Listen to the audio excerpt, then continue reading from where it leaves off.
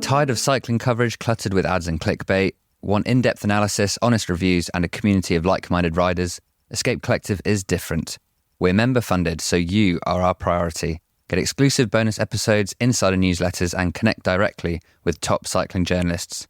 I promise I didn't write that last bit. I am just reading the script out. Join us at escapecollective.com/join.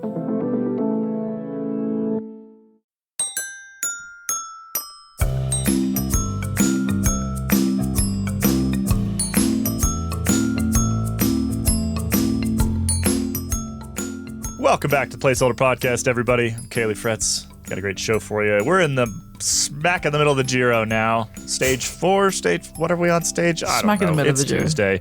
We're smack in the first week of the Giro. The beginning. We're in the smack in the beginning of the Giro. That just doesn't have the same ring to it. You just heard my two co-hosts today, Kit Nicholson. How are you? I'm okay, thank you. Just okay? Yeah, I don't know. I like to really push you on this. Okay. This is a hard question to answer truthfully. It's great. Uh-oh. I've had a great walk with Lockie this afternoon, so I'm doing well, and I've had my Geraint Thomas Grand Tour haircut, so not by his wife, but I feel more me, rather like Good I think he does too. So yeah, there we go. Sounds like you're just doing swell. I'm glad to hear it. And Jonny Long, welcome back to the show. Thanks. I liked Kit's questioning of that question, and I liked, Caley, you stepping into being the HR person you always remind us that you are. HR. We say H, you know. Yeah, H is the right way. My bad. I feel like it's a very American thing to just sort of demand that people respond to that question with, yeah, I'm great. Yeah, it is. It very much American. is. Well, no, it's the same here. It's like, how are you doing? I'm fine. Okay, good. Then we can move on with our lives. All right, well, let's move on with our lives and head over to Italia, the Giro. Might be my favorite Grand Tour of the three, to be perfectly honest. It is spectacular, and I'm going to make the case a little later in the show that it's approximately 10 times better than the Vuelta, even though the start list is inevitably, I don't know if worse is the right word, but fewer like big GC names generally show up the Vuelta or show up the Giro.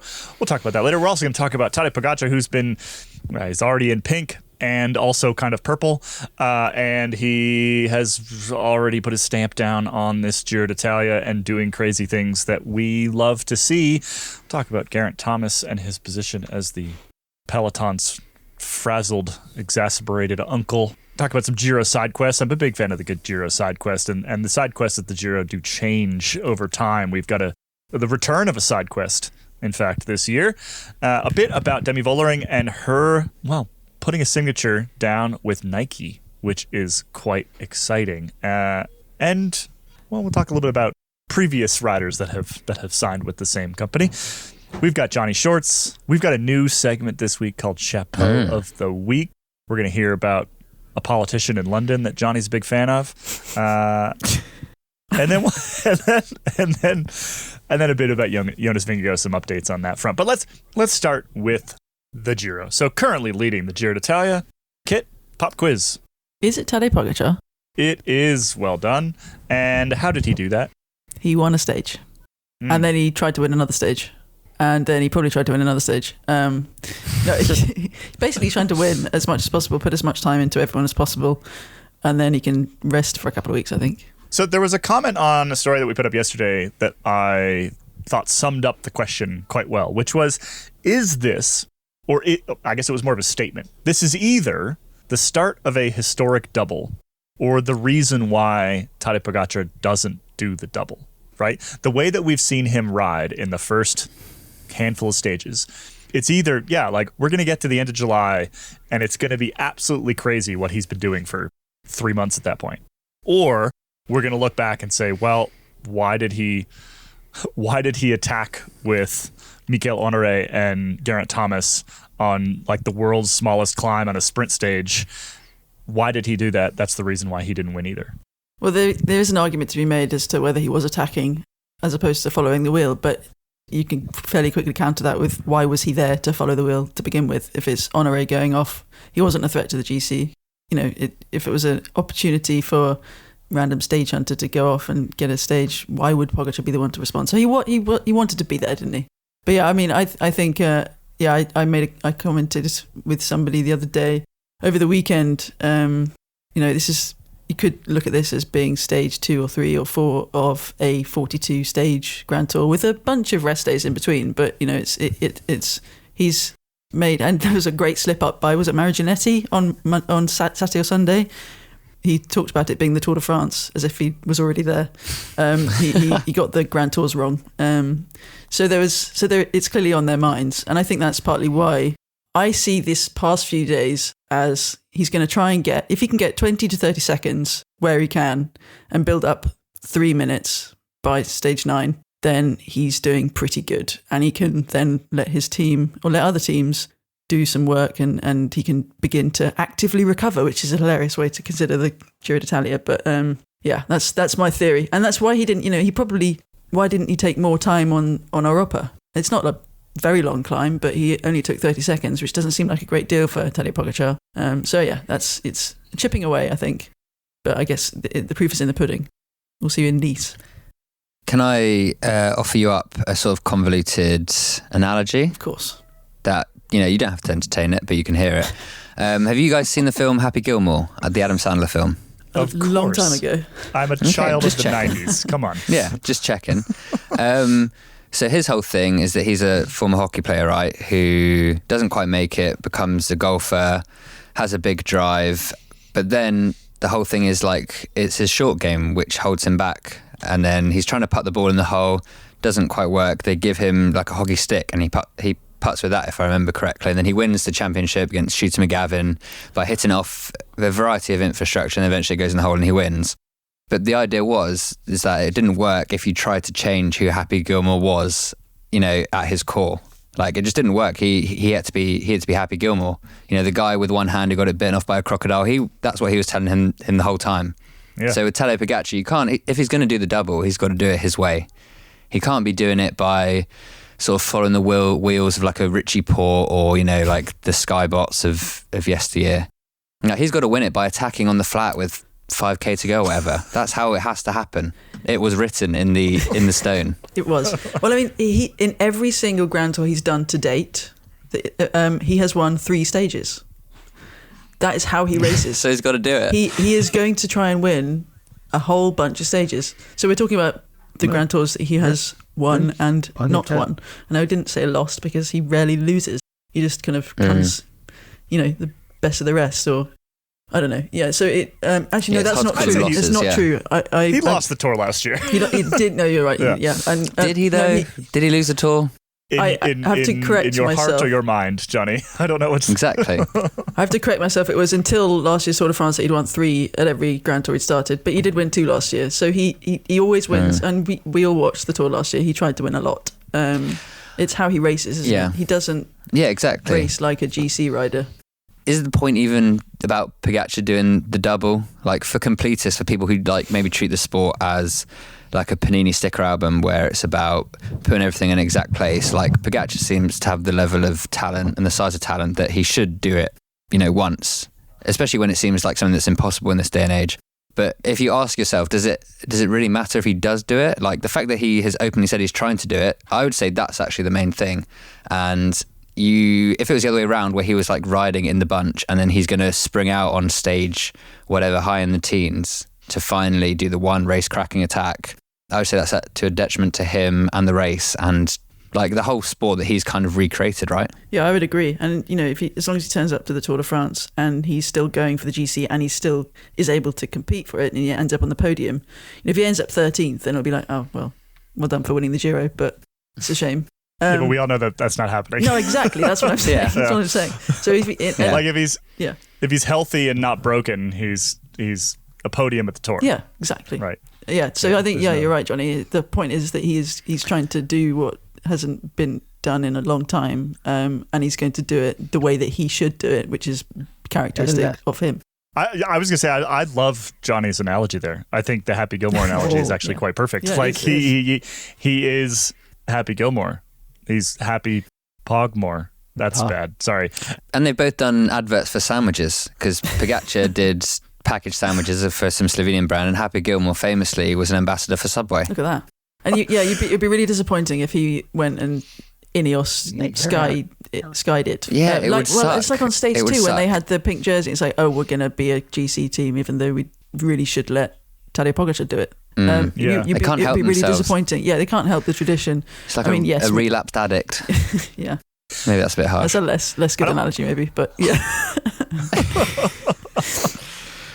What I was going to just add is it's also potentially going to salvage the Grand Tour season in terms of narrative and competitiveness, because if Pogačar was just going to do the Tour, then he's turning up with the energy that he started this Giro with against Jonas Vingegaard, who we will hear later in Johnny's shorts about how he's ridden outside for the first time. And I think I've just managed to scoop this show, which may be a show first. You've scooped yourself.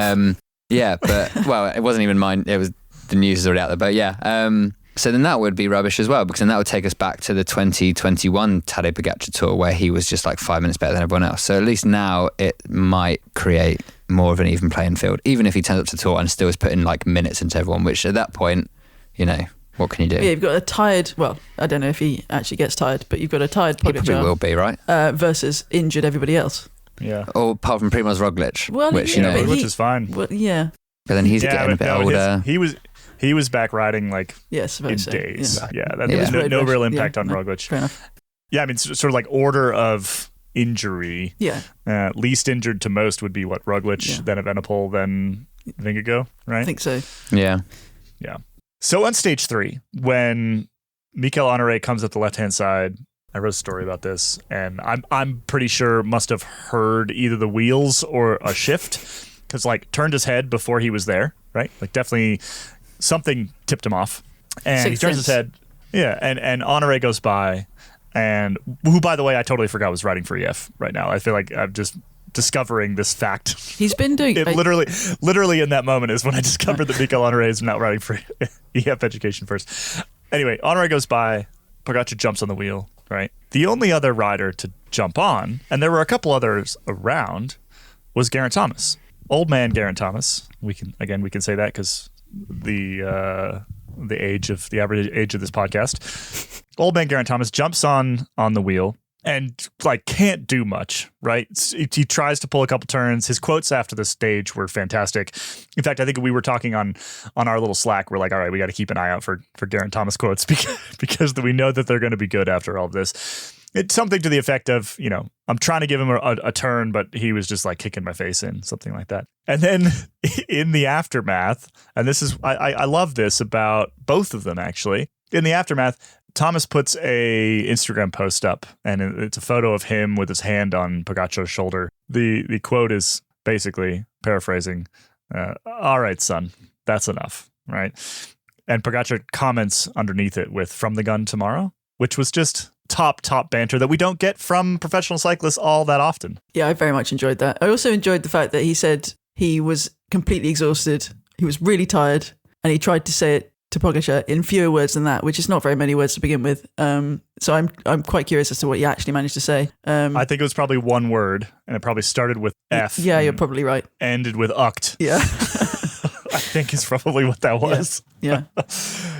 But commendable to grab onto the wheel, and I can raise my hand and say I was wrong about Thomas being off his form from a few weeks ago. But yeah, it's great to see him trying to. Well, remember we heard from Jack Haig that this is what Geraint Thomas does. He just sort of comes into form right at the right moment. But I guess my sort of broader question is: this is not the first time where Geraint Thomas has sort of embraced the role of the peloton's exasperated uncle. And I wanted to think back onto when this actually began. Kit, you had a pretty good theory. Yeah, I'm pretty sure. Well, I mean, it could be longer, but we first started getting these fantastic quotes out of Thomas, or the really good ones, when he was talking about the whippersnappers at the Tour in 22. I think we used whippersnappers in headlines at least twice, and then subsequently heard at the Giro last year with Evenepoel doing Evenepoel things. Thomas again obviously was there. And there were more of the same sorts of comments. So yeah, it's definitely been at least 2 years. But he's not quite 10 years older than all of them, but he's definitely in that sort of area. Do you want another movie analogy? Of course, always. That's for sure. I've one for one. You got to try again. Have you seen The Dark Knight Rises? Obviously, the third one in the Christopher Nolan trilogy. Yes. Okay, Probably. so there's the bit where Bane says about how he says he was born in the darkness, but that Batman merely adopted it. So Tadej Pogačar, he's like the Gen Z, like meme ship posting overlord. And then Geraint Thomas, he's going towards the end of his career. He's got into the podcast social media game. He won the Tour de France. He's immensely marketable. So what he's done is look back at his state of play now. In media, a lot of it, especially that personality-driven stuff, it's about characters, right? It's who you are, what slightly different version of yourself can you play? That's entertaining. So for Geraint Thomas, that's who he is. Maybe he leans into a bit more. I think there's always been a bit of an old man in there. Like even those like cherubic photos of him when he was riding for Barlow World with Chris Froome, there's still a bit of just like the way he holds himself and how he like dressed that was like old man waiting to get old. Yeah, and so I think that it's a natural way for him to be, but I think it's great that the likes of Pogačar and that generation who are much more comfortable in just having fun with the whole circus and rigmarole, and he's found his place in it, and he is entertaining and a nice guy, I guess. It's weird to say. I was going to say that I like him a lot, and I don't think that I fully clocked the fact that I like him a lot until relatively recently. Like I think he's selling himself quite well in exactly the way that you're explaining, Johnny, but all the way back to, when I was covering the tour through the whole Sky era, it was, if you wanted very little said, you would go to Chris Froome. If you wanted something spicy for a headline, you'd go to Dave Brailsford. And if you wanted something kind of analytical and or entertaining, you went to Geraint Thomas, right? And looking back, I should have sort of I didn't really understand. I didn't really spend a lot of time to sort of like think about him as a person and him as a personality. He was just another athlete that we were talking to at the end of these races. But if I'd taken a moment to have those thoughts, it would have occurred to me that there's a quite funny guy in here. There's a quite entertaining guy in here, and there's also quite a smart guy in here. Like the two things that we would go to him for, again, the entertainment or analysis, he was always spot on with one of the two, right? And I think that maybe we're finally seeing that, like the sort of the crumbling of Ineos around him has freed him in a lot of ways, because back then he was still relatively careful with his answers. He wasn't essentially going direct to the audience in the way that he has as of late with his podcast on Instagram. He knew what that Instagram post was going to do, right? Like he knew exactly what that Instagram post was going to do prior to doing it. It's quite clever. He's just, we're seeing that side of him a lot more in the last couple of years, and I really appreciate it. Well, first on the sort of Ineos crumbling around him thing, I think that's really key, because if you remember not too long ago, there was a whole bunch of to and fro over his new contract, and they were trying to sideline him off to make way for the new generation. I mean, that was partly Egan Bernal's crash has played a huge part in this, that he didn't become the heir apparent, totally. What it's in effect, it's meant that Geraint Thomas, especially with this sort of institutional knowledge of Ineos, has drained away with a bunch of people leaving, and Brailsford stepping back from it all, Rod Ellingworth going, means that he knows the most about when they were winning, and he's the only one who can still really win the Grand Tours unless Egan Bernal continues to come back. But what he said about his personality, it's sort of reflected in his riding, because you'd never put him in the category of most exciting racers, but you'd also never taint him with calling him desperately dull and boring or a wheel sucker. And you would also not even necessarily put him in the Skybot frame, even though it's kind of what he is, and he was a huge part of that, but you kind of forgive him it because you think he probably knows that it's bullshit as well. Yeah. Well, I made this point in the piece I wrote about Pogačar after stage 3, and it was actually a piece that was kind of about both of them.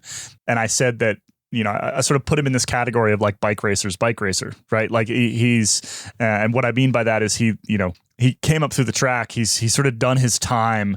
I think is a quite tactically astute rider. He made that split second decision. He jumped on Pogačar's wheel, not only because he was physically able to do so, but he made the decision to do so, right? He didn't have to. And I brought up there's a whole bunch of great examples of this over the years, but I used this one because it also had Geraint Thomas in it. The example in 2016, where it was 2016 Tour de France, stage 11, Carcassonne to Montpellier. And just a flat, boring sprint stage, right? If anyone's been in that region, not a whole lot going on generally in terms of hills and things. But we had crosswinds, and it all split up, and it blew up, and it came back together, and blew up, and it came back together. And at the end, we had these 4 guys off the front. It was Peter Sagan, Bodnar, his teammate, and Froome and Geraint Thomas. And it was just another example of in that case, also Froome, I think, being more interesting than he normally was. But Thomas has always done this, right? He's always looked for these opportunities to be an interesting bike racer. He's raced the classics in addition to the Tour. He's done all these interesting things. And yeah, I just think that in sort of the twilight of his career, interestingly, this other character, in this case, Tadej Pogačar, is allowing him to kind of shine a bit more too. They play off each other really well, both while racing and also outside of the racing. And I think there's probably a ton of respect there, but it means that we get a side of Geraint Thomas that we haven't seen previously, which I've been enjoying.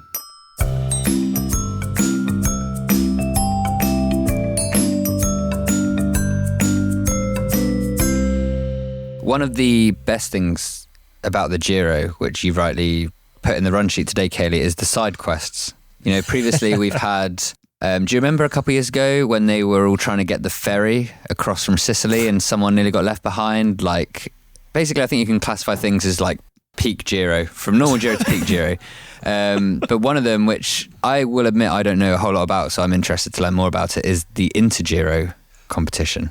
Yes, one of my favorites, actually. And it disappeared in 2006, I want to say. But it's back this year. Well, I should say, it's back in name this year. So what the Inter-Giro was, and I love this, and I think that they should bring the full thing back. Although I also, the reason they stopped doing it is because essentially kind of the professionalization of pro cycling meant that fewer and fewer riders were going for it. But basically what it was a GC like time point in the middle of a stage. So like if you were in the breakaway and the breakaway was 3 minutes ahead, you got 3 minutes on the peloton for the Inter-Giro that stage, right? And the time would just add up just like a regular GC, but it was in the middle. So that was the Inter-Giro back then. There was a sort of blue jersey for it. The color of that jersey has since been moved over. So there's no jersey anymore. Even though they brought back the Inter-Giro this year, there's no jersey anymore. And now it's this sort of strange points thing. So I'm trying to think exactly how to describe this.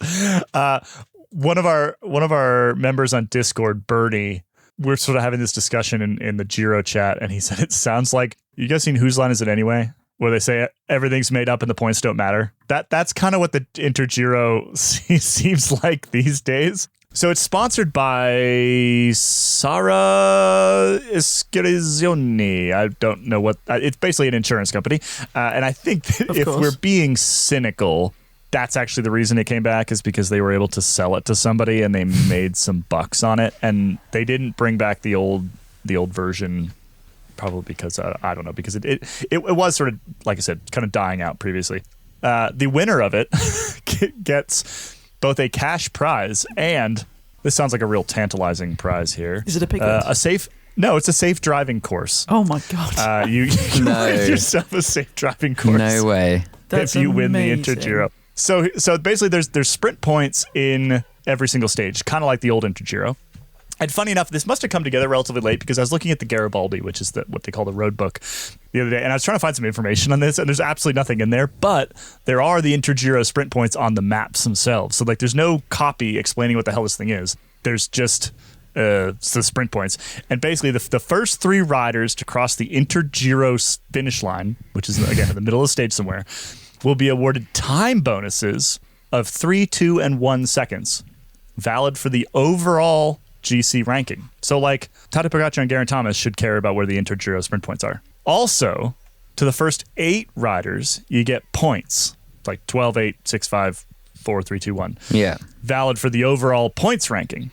But then also, there's some kind of other points where you just get Inter-Giro points, but there's no jersey involved, but that's just for winning the safe driving course. So it's basically a regurgitation of the Vuelta's old combined jersey that Valverde always won?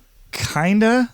Yeah, kinda. Well, so they're like what you'd call soft launching re-soft launching the Inter-Giro. Yeah. Soft launching is like when it's a business thing, but it's now known as like when you post on Instagram about having a boyfriend or girlfriend, but you only put like their hand in the photo and not their face, so that people know you're attached, but not who to. I think it's a good idea. I'm much more excited in the Intergiro. I like it. Yeah. But the Giro also already had things like the breakaway prize that some guy would get to go on stage at the end of the race. I mean, last year we'd have had the Derek G versus Tom Screen show, which would have been great fun to watch. Can you imagine? So, fighting over a jersey, you get it quite often at the some of the Arab races. They've got, I think at the UAE Tour, it's a black jersey. It's basically the breakaway classification. Oh yeah. I wonder if, because now we've got such superior GC riders, and some teams, the pro teams that used to get a smattering of stage wins and now really can't. They barely get a look in. They barely get any screen time. We've now kind of into a new era when this is going to be a relevant classification again, and it will be actually fun to watch, and it gives an incentive for the breakaways, because sometimes in Grand Tours we get people at the front. You get a stage where no breakaway goes because everyone goes, what's the point?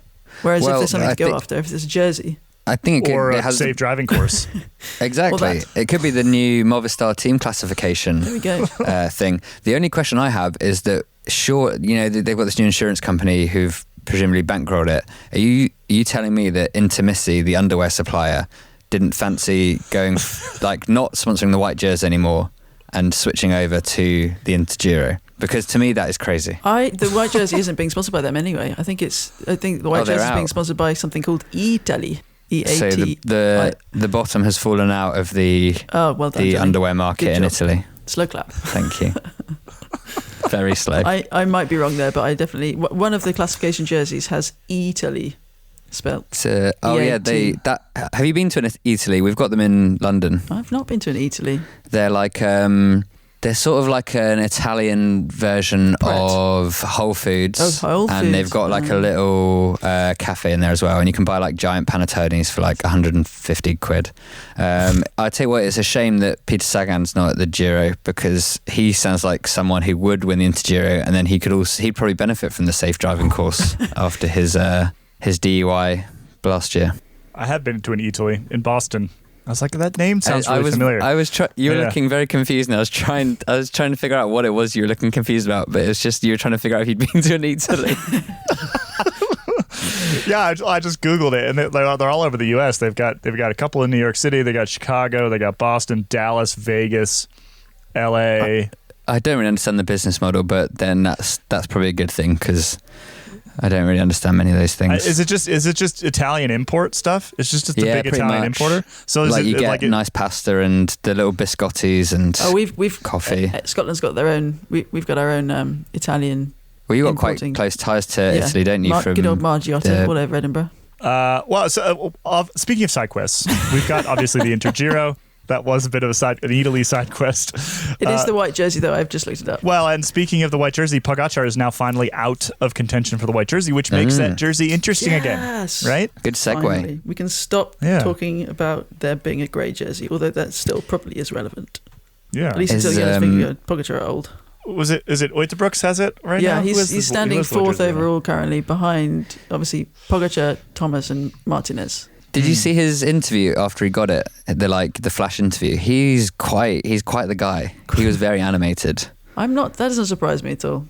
Is Antonio Tiberi up for the white jersey as well? I think he qualifies, but he's not particularly high up the standings. Or does he? Yeah, he lost a bunch of time, didn't he? Yeah, I think he lost a bunch of time. Yeah, on the Cat 1 climb. Ironic. Oh, nice no. kit. Good job. I feel like most of the audience out there is going to remember what happened here. But should we just really briefly mention, because this is important for kind of like ill-conceived cat jokes through the rest of the 2.5 weeks, right? Like we need to prepare ourselves for. When I see, the thing is, when I refer to it in like Spin Cycle in a written piece, I prefix his name with cat killer Antonio Tiberi, because he did indeed shoot dead a cat in San Marino. A very high-ranking government official in San Marino shot his cat dead with like an air rifle, and then he got let go by Little Trek because of it, and signed by Bahrain Victorious. There's a whole he had to apologise, I think, on national TV. He got some educational lessons or something from Trek as part of his like, what do you call it? Like your reconciliationary process, or whatever. But then got let go. But then he did re-sign with Bahrain Victorious recently, and the general manager Milan Erzan said he's matured a great deal. Yeah, and if they that definitely means believe in him. Not shooting cats in the face,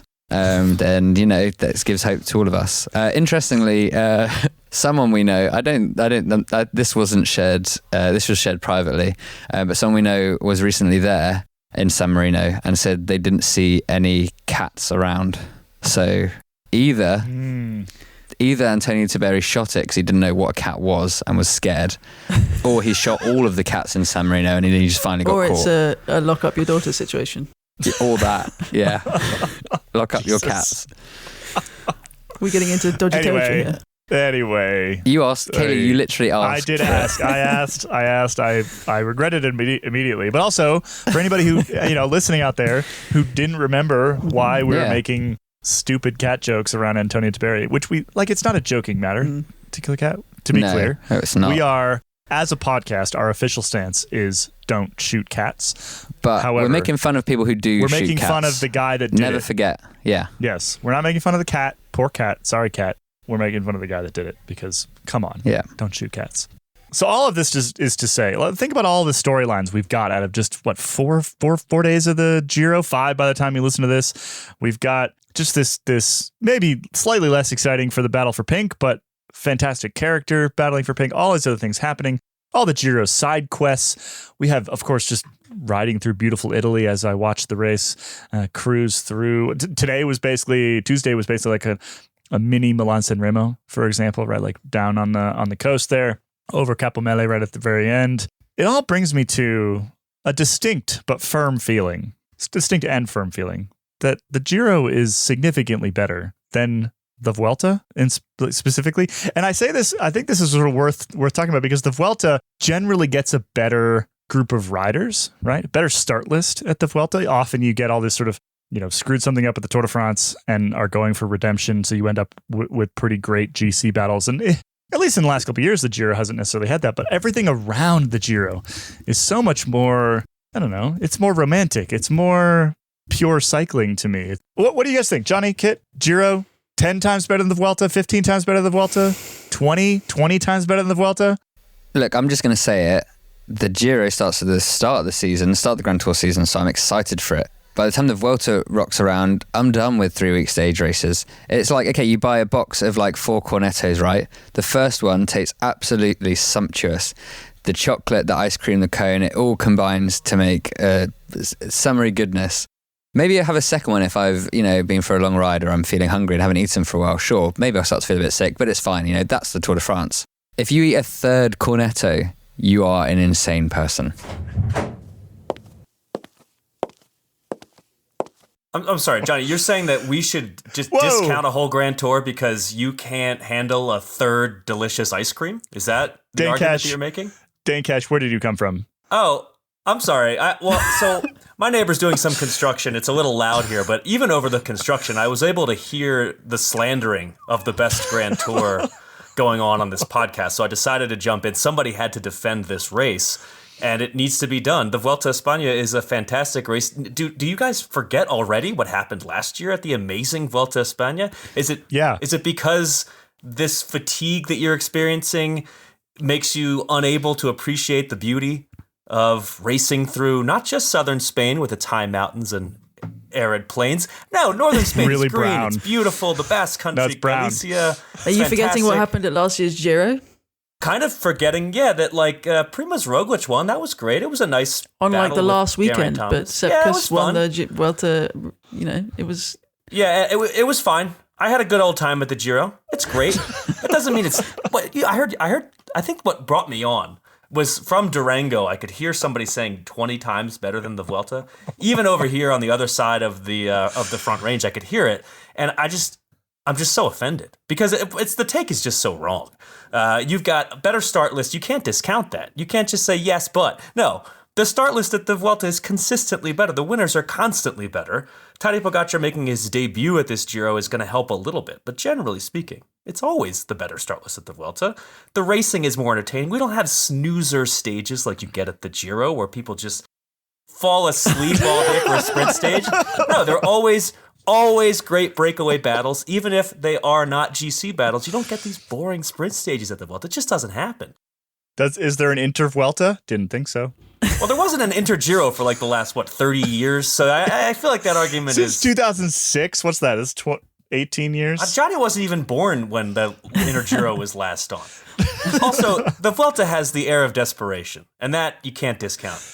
I enjoy the air of desperation. Yep. Okay, I feel like I've... But, like, it fits the seasons that they're in, right? Like, you've got... The Giro is the race of hope and beauty, and what's the official phrase? The most beautiful race in the most beautiful place, or something like that. Oh right, no. Amore infinito, Yeah. love forever, that sort of thing. Like, it's just very positive. And then the Vuelta's like, all Amore right, finito. It's done. yeah, amore It's finito. finito. We are done. We are finito. This is the last chance saloon it is. It's the for a last bunch chance. of dudes that screwed something Yeah. up in July at the Tour de Patrick France. Lefebvre's about to Come give it on. the elbow regardless of what happens, yeah. After the Vuelta, I'm willing to rest, but you got to give the Vuelta its due. And now that I've done that, I've parachuted in and done that. I'll let you get back to your podcast. I got a All good right. story anyway, so have a good podcast, everyone. Thanks, 3 ice cream eating Dane Cash. He's got a bit of a Ned Flanders look about him today. Wow, Kit. As soon as he quits the call and you're just straight in there with the It just popped into my head as he was talking at the end there. We've got one more thing to talk about here. We need to talk about Nike kind of coming back into cycling. Now, they've sort of flitted around cycling for years, right? The biggest, I guess the biggest sort of collaboration was the Lance Armstrong one, right? Like, they were a major sponsor of Armstrong. They were involved in a lot of the development, in theory, they were pretending anyway, to be involved in a lot of development of some of his sort of gear and kit and things like that back in the Armstrong days. They also paid him a ton of money. I mean, quite famously, was it right after Oprah, I think, that they released a statement that they were dropping him, and it was a big deal, and it was a huge source of funding for Mr. Armstrong. But they've also kind of flitted around the other areas of the sport. They currently sponsor Letizia Paternoster. They have sponsored... I don't exactly know what these relationships look like, but they made custom shoes, for example, for Mark Cavendish and Adam Blythe, both of them. The shoes became something of kind of like a cult item. So, like, I had a pair of Nike Pogios, which was the Armstrong shoe, in like the early 2000s when I was, 12, 13 years old and trying to hang on the back of my dad's buddies' group rides and things like that. And they were super cool, right? Because I was an American kid, 12 years old in the Armstrong era, and I had his shoes. They don't make those shoes anymore. They haven't for a long time, but you were able to get, if you were Mark Cavendish, you could get Nike shoes for a little while. So after all this sort of history with the sport, they announced that the newest partnership is with Demi Vollering. First of all, do we know the details of this? Well, but just quickly before we talk about Vollering and the deal, just on the shoes, and I can't believe I'm about to ask a question about shoes. This is a first, Ronan will be very happy. Are the shoes actually made by Nike, or was it just the fact that they were putting on like a big Nike swoosh on like an unbranded pair of something else? Like how with tires, they have to like sometimes Sharpie out the actual brand because they're using a fast one, the one they're sponsored by. I'm sure that they were using a last from somebody else and a factory from somebody else, but they were unique looking shoes. Like it wasn't like they were just sticking a swoosh on the side of a shoe. I think they were maybe DMTs for a while. Like that was the shoe they were basing them off of, but I could be wrong about that. But it was I think it's one of the Italian shoe brands that they were basing the shoe off of. But yeah, kind of building it custom up from that point. In fact, I'm trying to remember. I believe there was a story at some point about them like custom molding Cav's foot or something like that, and building it. Christ, nice job for someone. But yeah, let's get to the sort of the latest. Yeah, I don't know, drop in from Nike into the sport of pro cycling, because it is a big deal. It's a massive company, right? Like the athletes that they choose to sponsor, they elevate those athletes in a really similar way to the way that like Red Bull likes to do, right? Like they apply the marketing machine to the athletes that they work with, and so applying that to Demi Vollering, I think is quite interesting for the sport. One key reason why Demi Vollering specifically within the women's sport could have been the obvious choice is she's supposedly about to leave SD Works, who have Specialized as a sponsor, and she's going to FDJ Suez, where supposedly she's going to get paid a bunch of money. So that would be an easy transition where then you can add in, she wears Nike shoes to the deal. It makes a lot of sense to have the women's Tour de France winner. There are far fewer of them, I guess, at least in the modern era, than the men's one. And when you look at athletes across the board, right, and especially in the Netherlands, Demi Vollering is probably one of the highest profile athletes there. So when you're thinking about sort of these markets that aren't the US, that could be one.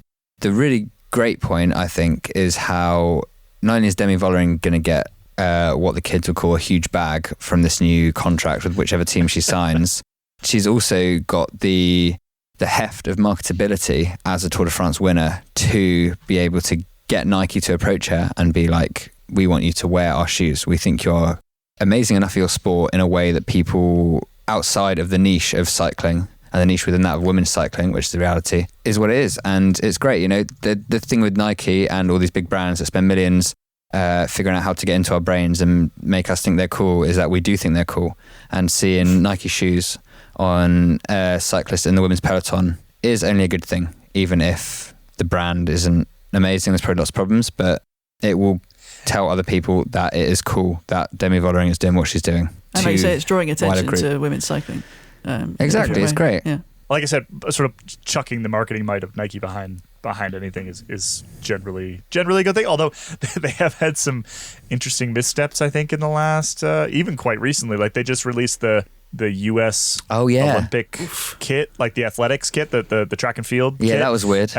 Just like universally panned for, I think, specifically some of the cuts on the women's clothing. It was just being really oddly revealing. Yeah. Super weird. They've had some misses as of late, but I don't think there's any real danger in cycling that being shoes the case with this particular deal. With cycling shoes and Demi. Jonny, I think you make a really good point, which is that like this is kind of the opportunity, right? Like if we're looking at how contracts are going as of late, they're getting longer and longer and longer, right? So this next contract that Vollering is going to sign is likely to be quite a lengthy one, and also one that is worth quite a lot. Working these kind of things into a deal often needs to happen at like the original point of negotiation, right? So there needs to be a team switch basically for a deal like this to maybe fully get across the line. So I think the timing is not. Yeah, it's not a coincidence. I don't think we know for sure where she's going yet, right? Like FDG is the sort of top of the list at the moment, but we've heard UAE, we've heard all sorts of things. What seems really clear, and actually Abby wrote a piece about this the other day, is like even based on the way that they're riding, which is often quite odd, it seems really clear that like, yep, she's out the door. That much is basically guaranteed. And the fact that she's sort of building this other, I don't know, sort of a collection of personal sponsorships around whatever team she would go to, I think is really clever. Like, I think it's exactly what lots of athletes and lots of sports have been doing for a very long time. And we don't see it that often in cycling, right? Like you have to go to riders like Mark Cavendish, sort of with his Oakley sponsorship, for example, or the Nike sponsorship that he had previously. Yeah, it puts her in quite rarefied air. There's also the suggestion that she might take Specialized with her wherever she goes. No, really? Seems likely. Yeah, which is maybe partly, or almost certainly partly why she raised her bike at the finish of the Vuelta on Sunday. So, yeah, I mean, she might have got a good bonus bump for doing that and for the marketing. The Mathieu van der Poel tap of the canyon. There we go. Yeah. I dislike that. I do. It's wow, because if everyone starts doing it and we all start stopping on finish lines to raise our bikes up in the air, like it's just. What would you prefer, Caley? Would you prefer lifting the bike over the head or stopping the Garmin? Oh, that's a tough one. Neither. You're asking me like Catch 22. Yeah. But if you think about it, with these teams that have men's and women's squads now, for instance, this week over the past few weeks, there's been the chat of Lenny Martinez and how he's being courted by Ineos Grenadiers, Bahrain Victorious, Visma Lease Bike from Groupama FDG. The fee that he's going to command is huge. It's like up to the $1 million mark, if not over, in terms probably of the whole deal. Is it worth putting money behind? Because this is all marketing, right? This is the reason you pay the salaries, is because you want them to win or be interesting, hopefully both. And then that means that people pay attention to your brand or whatever. Is it worth doing that for a guy who maybe isn't going to actually turn out to be all that much? He seems good, but he could also not. Or with women's cycling coming up and still much cheaper, give a shed load of money to Demi Vollering in comparison to, the average of the women's peloton and more than she was earning now. Because then you know that you've probably got a shot of her winning a Tour de France at least in the next few years. Guess how much the Nike deal for the pro golfer Rory McIlroy is worth? I dread to think. It's going to make me feel really sad and depressed. The budget of Escape Collective? Well, they don't have an exact number, but it is believed to be worth in the vicinity of $100 million US dollars. But so golfers be shopping. Yeah. So if you're looking at that, you're like, okay, I think you make a good point there, Jonny, which is that for all of the rapid rise of sort of the women's peloton in sort of the collective sport watchers' consciousness in the last couple of years, it's still a heck of a lot cheaper than Rory McIlroy, right? Yeah. So they can probably do some quite interesting things, and it wouldn't surprise me to see Nike step further into that space. And again, this is probably comes back to the Tour de France effect, right? It's just the number of eyeballs. If you're a marketer, you're just paying attention to the number of eyeballs, right? Mm-hmm. And the narrative behind it. So this story has both. This story has both a huge number of people watching and this great story. It's a classic Nike marketing story, isn't it? We're still in the first couple Tours de France Femme, right? And there's only a narrow window of time where companies can get involved. So anyway, I think it's fascinating. We need to move on and head over to Johnny's shorts. We'll be right back.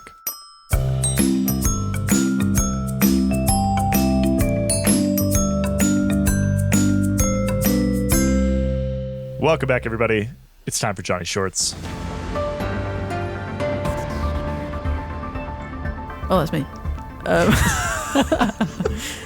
Jonas can Vingegaard go outside again and ride for the first time a month after his Basque Country crash.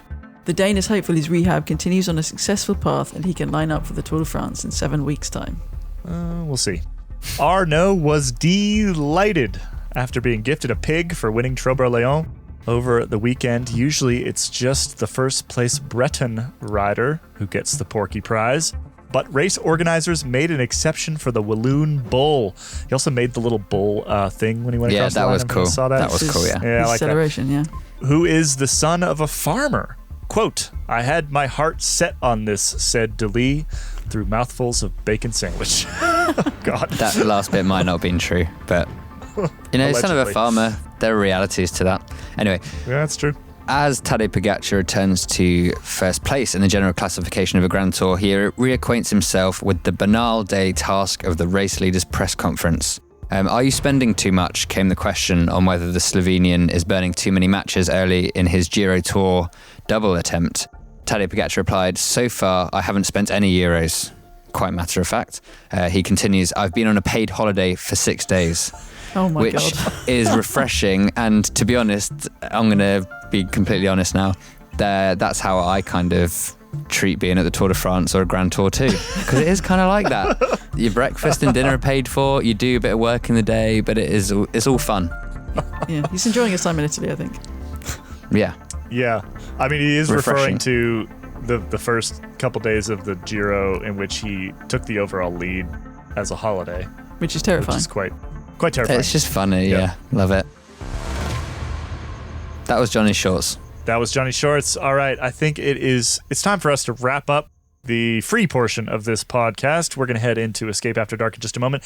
And in Escape After Dark, we're going to be talking about Johnny's favorite London politician, who has... Cycling related. There's a cycling... It is cycling related. Thing there. It's cycling related. And then a real brief chat about, because we meant to talk about this earlier in the show, but we didn't get to it, about Jonas Vingegaard and what we think, basically whether we think he can actually come back for the Tour. So, with that, thank you for listening. Please give us a rating and a comment wherever you get your podcasts. That helps other people find us. And if the pod is about to end for you, consider signing up. escapecollective.com/join. You can also check out the join link in the show notes of this podcast. Just open it up, click the button, click some other buttons. Voila. The bit after this free bit is so much better. Honestly, you have no idea. We don't couch anything we say in it with any sort of worries about legal ramifications. And also, I know you may be thinking, but the bonus episode, you can't really get it on Spotify. That's why I don't listen to it, even though I am in the podcast. But you forget about that so quickly. Apple's always doing these updates, and you just get on with your life. So you'll get an extra little podcast player that will be the only place you listen to the Placeholders bonus episodes. And it's just worth it. I'm not sure I sold it there, but I tried, and I think that counts for something. Click that join link in the show notes, and we'll see you next week.